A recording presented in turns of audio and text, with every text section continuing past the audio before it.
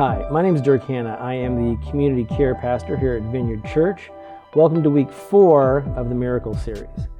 Today I'm going to be talking about the women with the issue of blood.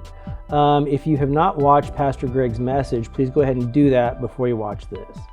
All I'm going to do today is just talk about a couple things that stood out to me about the passage. So, first of all, I really realized how intentional she was about her healing.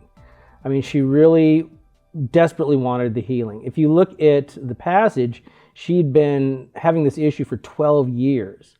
So I don't know if you know the whole context of it, but that would mean that she was unclean for 12 years. So she couldn't come into contact with anybody. Anything she touched, you couldn't touch, or you would be unclean as well. So it was a very isolated existence. It was one of great loneliness, I'm sure, and great stress. And in the in the passage, they talk about how she'd tried all kinds of different remedies, doctors. She'd spent all her money trying to get this issue, cured, and none of them worked.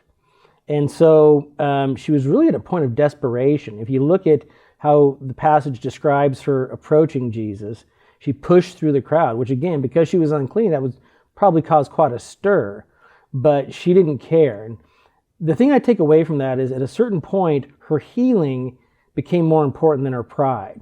Okay. And what I take from that is, as someone who's over, the healing ministries, I see that happen all the time with people where you want to kind of maintain your pride and the life that you've got in terms of you want it all to look like it's put together well, your Facebook life, if you will. And it's like, I don't have any problems. I'm good, But here's how that works. All the issues that you have, which we all have, and all the wounds that we have, they're at work every day. So they're affecting you in your family life, your work life, any possible addiction issues, whatever they are. So you may be putting that front up, but your wounds are still working full time in your life. And at a certain point, what I've seen is that once people get tired enough of those things going on, they break down, and they have in a good way, they become desperate for healing, just like she was. And I see them then come to Oaks class or Healing the Wounded Heart, and they just go, what do you need from me? I'm totally transparent. I'm an open book. I'm ready to get rid of this. I'm ready to seek healing from the only true healer, who is Jesus. And so in that, just ask yourself, where are you at in that? Are there things that you need healing for? Or have you sought out any kind of healing? And just, see what God tells you in that.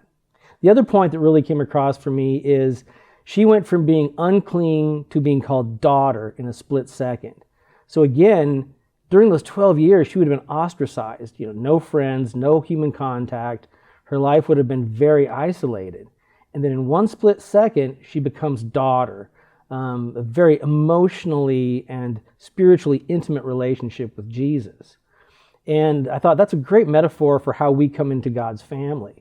I'll just speak for myself. When I came to rededicate my life to Christ here at this church, I was a mess. I was not living the life I was supposed to. Hadn't been to church in 11 years. I came here and I was accepted. I was not judged. I was part of the family right away. I was loved on. Now, very important was that I was also encouraged to get healing. It wasn't a matter of just, okay, you're fine where you're at. We don't judge you. But it was a matter of, we love you, and we want you to get better, and we want you to heal. And that was the journey that I began on. And so when you're at that point, when you feel that love and acceptance, that's often the beginning of your journey in healing. So one of the things you might talk about again is just kind of where are you at on that journey? We're all at some point on it. And whether you're at the beginning or you've gone through healing, there's always more to do. Jesus is never done with us. So if you've received healing or you're seeking healing, I think that's a great thing to discuss in your group. So talk amongst yourselves about that, and just know that the true healer is Jesus. He healed then, he continues to heal today.